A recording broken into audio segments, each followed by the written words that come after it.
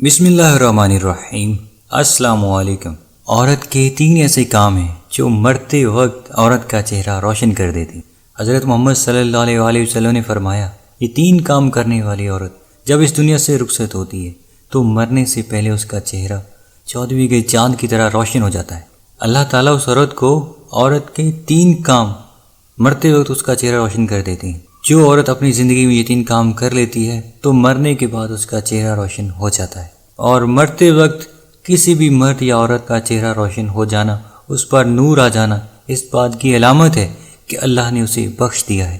بے شک مولانا جلال الدین رومی کے پاس ایک عورت آئی، کہنے لگی، حضرت آج میں ایک ایسی عورت کی میت کو دیکھ کر آ رہی ہوں جس کا چہرہ مرنے کے بعد روشن اور چمکدار ہو گیا۔ مولانا جلال الدین رومی رحمۃ اللہ علیہ فوراً بول پڑے کہ اس عورت نے حضرت امام بکر رحمۃ اللہ علیہ کی بتائی گئی نصیحتوں پر عمل کیا ہوگا۔ تو وہ عورت مولانا صاحب سے کہنے لگی، حضرت مجھے بھی وہ کام بتائیں، یہ وہ کون کون سے ہیں؟ ہو سکتا ہے کہ میں بھی ان کاموں کو اپنا لوں، میرا یہ کالا اور گناہوں میں ڈوبا چہرہ مرتے وقت روشن اور چمکدار ہو جائے۔ مولانا رومی رحمۃ اللہ علیہ نے فرمایا، میں نے امام بکر رحمۃ اللہ علیہ کی زندگی کے بارے میں پڑھا ہے، آپ کا علم پڑھا ہے اور آپ کے اقوال بھی پڑھے ہیں۔ آپ فرمایا کرتے تھے کہ عورت کے لیے پہلا نیک عمل یہ ہے کہ وہ شادی کے لیے نیک انسان کا انتخاب کرے، کسی ایسے متقی اور پرہیزگار انسان کا انتخاب کرے جو نکاح کرتے وقت اس کی نیت یہ ہونی چاہیے کہ میں تو گناہ گار ہوں، خطا کار ہوں، لیکن میں کسی نیک انسان کے ساتھ نکاح کروں گی تو وہ میری زندگی میں آنے والا نیک انسان جو 5 وقت کا نمازی ہوگا، نیک اور عبادت گزار ہوگا، اور جب اس کے منہ سے کوئی بات نکلے تو قبول ہوتی ہوگی۔ جب وہ میری زندگی میں آئے گا تو مجھے 5 وقت کی نماز اور قرآن پڑھنا، روزہ رکھنا، صدقہ و خیرات کرنا اور دوسرے نیک اعمال کرنے کی تلقین کرے گا۔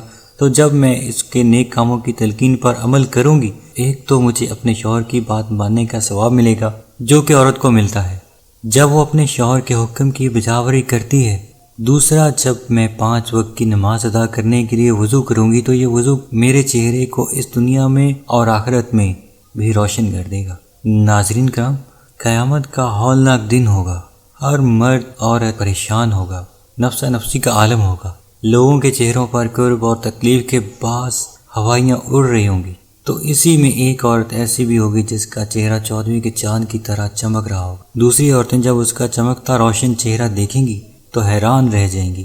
دنیا میں تو جب کسی عورت کا چہرہ خوبصورت اور چمکدار اور رنگت نکھری اور صاف ہو تو دوسری عورتیں کیا پوچھتی ہیں پتہ ہے؟ اس سے پوچھتی ہیں کہ بتاؤ کون سا میک اپ استعمال کرتی ہو، کون سی کریم استعمال کرتی ہو، لیکن قیامت کے دن کوئی عورت یہ نہیں پوچھے گی کہ کون سی کریم لگاتی ہو، بلکہ جس عورت کا چہرہ زیادہ روشن اور چمکدار ہوگا تو وہ دوسری عورت اس سے پوچھے گی کہ بتاؤ دنیا میں ایسا کون سا عمل کیا کرتی تھی کہ جس عمل نے قیامت کی ہولناکیوں میں بھی تیرے چہرے کو روشن کر دیا ہے۔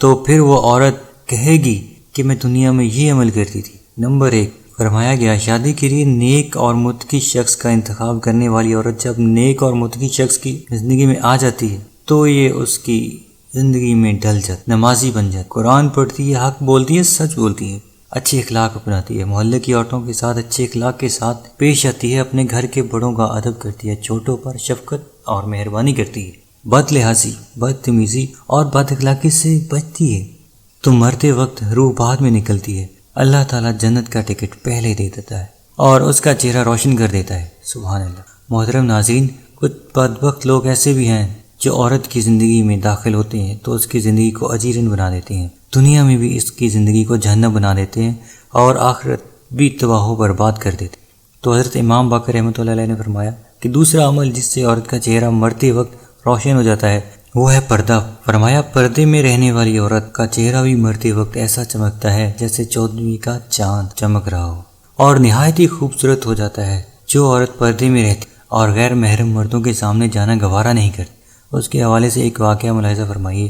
مدینہ شریف کی دہلیز پر ایک عورت رہا کرتی جو بے حیا تھی، بے حیائی اس قدر کود کود کر بھری ہوئی تھی، وہ غیر محرم مردوں کے سامنے جاتی اور فحاشی پھیلا رہی، وہ بے حیائی میں بڑی مشہور تھی۔ نبی کریم صلی اللہ علیہ وآلہ وسلم ایک دن چبوترے پر بیٹھ کر سورید کھا رہے تھے۔ سورید کہتے ہیں گندم یا جو کی روٹی کو گوشت کے شوربے میں پکانا، اسے بھگو کر کھانا تاکہ وہ اچھی طرح سے نرم ہو جائے۔ اسی دوران اس عورت کا وہاں سے گزر ہوا۔ جب نبی کریم صلی اللہ علیہ وسلم کے پاس سے وہ عورت گزری تو آپ صلی اللہ علیہ وسلم کو دیکھ کر وہ بے حیا کہنے لگی، اسے دیکھو، ایسے بیٹھا ہے جیسے کوئی غلام بیٹھتا ہے، ایسے کھا رہا ہے جیسے کوئی غلام کھاتا ہے۔ یہ سن کر میرے نبی کریم صلی اللہ علیہ وسلم نے فرمایا، دنیا میں بھلا اللہ کے سامنے مجھ سے بڑا عاجز اور کون ہو سکتا ہے؟ یعنی اللہ کے سامنے مجھ سے زیادہ عاجزی اختیار کرنے والا اور کون ہو سکتا ہے؟ اس عورت نے کہا، اکیلے اکیلے کھا رہے ہو، کس سے پوچھتے بھی نہیں کہ کھانا ہے کہ نہیں؟ نبی کریم صلی اللہ علیہ وسلم نے فرمایا، اگر تم نے کھانا ہے تو کھا لو۔ اور وہ بے حیا عورت نبی کریم صلی اللہ علیہ وسلم کے پاس آئی تو نبی کریم صلی اللہ علیہ وسلم نے فرمایا، یہ لو اور کھا لو۔ تو کہنے لگی، نہیں نہیں، میں نے تو آپ کے ہاتھوں سے کھانا ہے۔ نبی کریم صلی اللہ علیہ وسلم نے ایک لقمہ اٹھایا اور اسے دینے لگے تو کہنے لگی، نہیں نہیں، میں نے یہ بھی نہیں کھانا، بلکہ میں نے وہ کھانا ہے جو آپ کے منہ میں ہے۔ اللہ دیکھ رہا ہے، نوری فرشتے دیکھ رہے ہیں، اور اللہ آپ کو دیکھ کر مسکرا رہا ہے کہ میرا حبیب کیا کرتا ہے۔ اللہ دیکھ کر مسکرا رہا ہے کہ میرا پیارا محبوب اب کیا کرتا ہے۔ نبی کریم صلی اللہ علیہ وسلم جانتے ہیں کہ بے حیائی میں یہ عورت مشہور ہے، تو جب اس بے حیا عورت نے کہا کہ حضرت میں نے وہی لقمہ کھانا ہے جو آپ کے منہ میں ہے، تو نبی کریم صلی اللہ علیہ وسلم نے اپنے منہ والا لقمہ نکال کر اس عورت کو دے دیا، اور جیسے ہی اس عورت نے وہ لقمہ کھایا تو اس کے اندر ایک انقلاب پیدا ہو گیا۔